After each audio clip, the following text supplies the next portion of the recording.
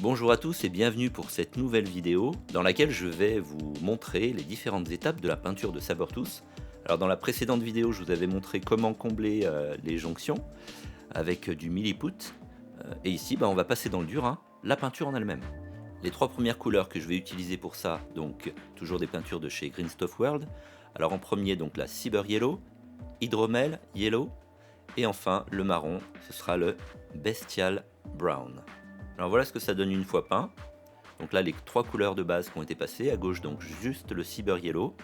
Ensuite à droite j'ai rajouté le Intensity Ink référence Hydromel Yellow. On voit nettement la différence de couleur. Et au centre le Bestial Brown. Je vais passer les premiers ombrages avec du Phoenix Orange. Donc ombrages qui vont être faits notamment pour les muscles, sur toutes les parties jaunes du costume comme on peut le voir ici. C'est parti, donc j'y vais gentiment à l'aérographe. Alors les couleurs Intensity vont super bien pour faire les ombrages. Ceux qui ont vu mes autres vidéos le savent déjà, j'en parle beaucoup. C'est une couleur que j'utilise énormément, mais pas que pour les ombrages. J'ai testé par exemple pour faire les couleurs de cheveux, par exemple sur Aloy, dans le jeu Horizon Zero et Horizon Forbidden West. Donc elle a une teinte de cheveux roux. C'est pas évident d'avoir une couleur rousse sans être pour autant orange. J'ai utilisé juste mon après gris pour les cheveux. Et ensuite, j'ai utilisé différentes teintes. Alors un petit peu de Swamp Brown. Ensuite j'ai rajouté un petit peu de rouge translucide, de orange translucide, toujours les encres d'intensité de chez Green Stuff World. Et ensuite un brossage à sec avec du orange. Et on arrive à avoir un roux assez sympa. Par exemple, pour avoir une couleur de cheveux châtain sur une base d'apprêt blanc ou gris.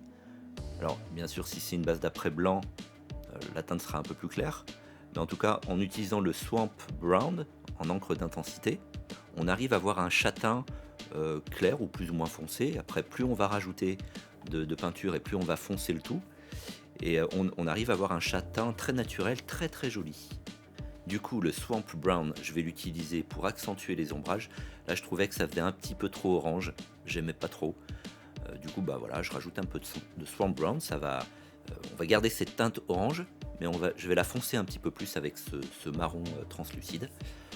Et au final, on a un résultat d'ombrage un petit peu plus foncé. Alors, faut faire attention aux ombrages, par exemple le Opulentus Black, donc qui est une encre d'intensité noire translucide, transparente donc. Ça va très bien pour faire les ombrages. Par contre, attention de ne pas l'utiliser sur des teintes claires, parce que sinon les contrastes vont être beaucoup trop violents.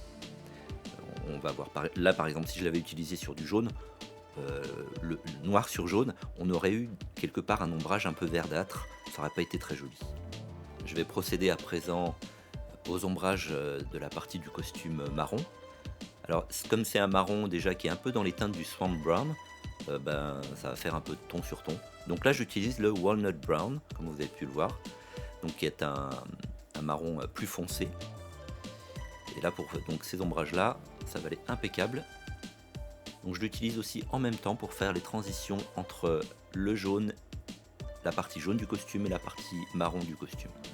Parce que là j'aurais pu faire la transition au pinceau pour avoir un truc bien net, mais du coup je trouve que c'est moins naturel, donc maintenant je l'ai fait à l'aérographe. C'est plus joli je trouve. On va passer à présent aux éclaircissements, donc avec un marron beaucoup plus clair. Ici la référence de chez Vallejo, le Brown Sand. Donc pour tout ce qui est éclaircissement, c'est une couleur qui va très très bien. J'utilise à l'aérographe, en brossage à sec. Je vais procéder comme si la lumière venait du haut.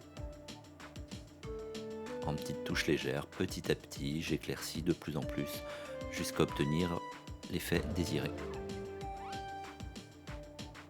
On va passer ensuite à la peinture du visage. Donc pour ça, je vais utiliser 4 couleurs de base. Donc tout d'abord du Black Red de chez Vallejo. Ensuite du Blushing Flesh de chez Green Stuff World. Barbarian Flesh de Army Painter. Et enfin Chair Claire de chez Prince Auguste. Allez, on attaque gentiment la peinture de base pour le visage.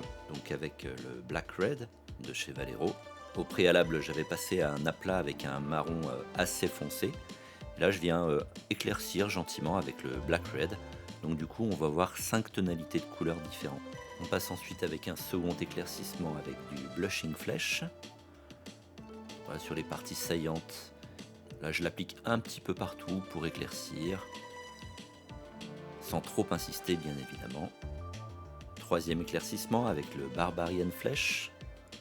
Donc là, j'y vais depuis le haut pour donner l'éclaircissement, comme si la lumière venait donc du haut. Ah oui, parce qu'en général, la lumière vient du haut. En tout cas, une lumière naturelle.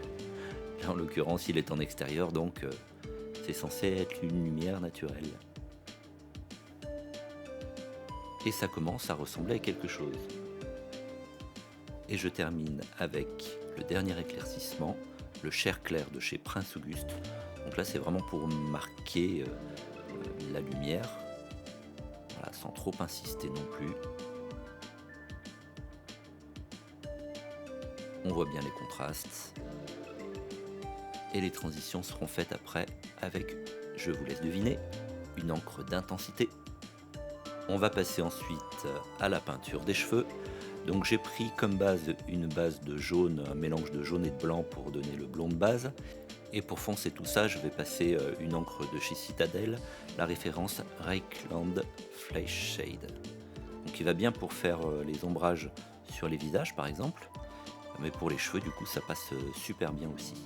Donc là je passe tout ça dans les creux pour ombrer, et au final il y aura un brossage à sec pour rééclaircir un petit peu les parties saillantes des cheveux. Alors, finalement c'est pas vraiment un brossage à sec, c'est un éclaircissement au pinceau, voilà, tout simplement. Donc pour créer cette teinte, j'ai pris beaucoup de blanc, un petit peu de jaune, pour créer donc du coup un blond assez clair, et j'applique ça au pinceau tranquillement sur les parties saillantes des cheveux justement, pour créer cet éclaircissement, ces contrastes. Et voilà le résultat final. C'est pas mal. Ça prend forme, tranquillement. Bon, la suite de la peinture est un petit peu moins intéressante parce que c'est surtout des finitions. Là par exemple, j'applique une teinte pour la fourrure. À savoir que au final, le résultat sera vraiment différent. Parce que d'une manière générale, la figurine était un petit peu trop claire. Donc du coup j'ai tout foncé avec du Opulentus Black qui a permis d'assombrir le tout, que ce soit la fourrure, quoique la fourrure non je ne l'ai pas fait à l'Opulentus Black, je l'ai assombri avec du Swamp Brown. Par contre toutes les parties marron j'ai donc assombri à l'Opulentus Black, donc l'encre d'intensité noire, ce qui a permis donc du coup d'avoir un effet général plus assombri. En tout cas, j'espère que la vidéo vous aura plu. Si c'est le cas, n'hésitez pas à laisser un pouce bleu. Des commentaires aussi, hein, c'est toujours les bienvenus, les commentaires, ça m'aide. Abonnez-vous à la chaîne et n'oubliez pas d'activer la cloche pour ne pas manquer les prochaines vidéos.